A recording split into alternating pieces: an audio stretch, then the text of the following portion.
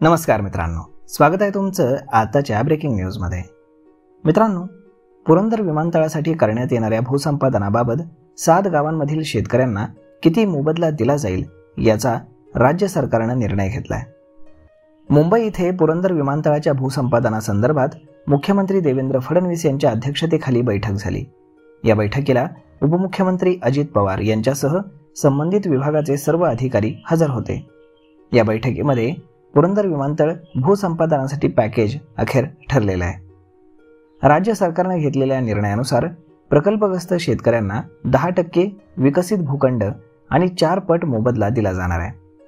पुरंदर आंतरराष्ट्रीय विमानतळासाठी संमतीने जमीन देणाऱ्या शेतकऱ्यांना राज्य सरकारकडून मोठा दिलासा देण्यात आला आहे। मुख्यमंत्री देवेंद्र फडणवीस यांच्या अध्यक्षतेखाली झालेल्या महत्त्वपूर्ण बैठकीमध्ये हा निर्णय घेण्यात आला आहे। शेतकऱ्यांना एकूण जमिनीच्या 10% विकसित भूखंड परत मिळणार आहे।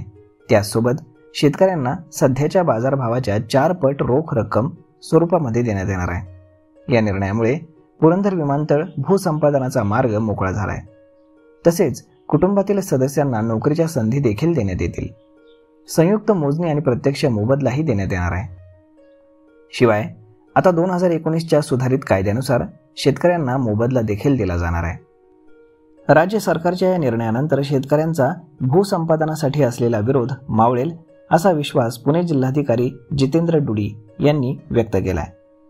ते म्हणाले की लवकरच भूसंपादनाला सुरुवात होणार असून जे शेतकरी संमतीने जमीन देणार नाहीत अशा शेतकऱ्यांसाठी हा परतावा दिला जाणार नाही, मात्र त्यांना 4 पट रकमेचा मोबदला मिळेल असंही ते म्हणाले। आता यानंतर संयुक्त मोजणी आणि प्रत्यक्ष मोबदला किती मिळेल हे ठरू शकणार आहे।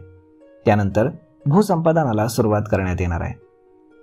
तर मग मित्रांनो, अशा पद्धतीनं आता भूसंपादनासाठी पॅकेज देखील ठरलेलं आहे आणि चांगले पॅकेज सरकारनं जाहीर केलं आहे। यावरती आपलं मत काय हे तुम्ही आम्हाला कमेंट करून नक्कीच सांगा।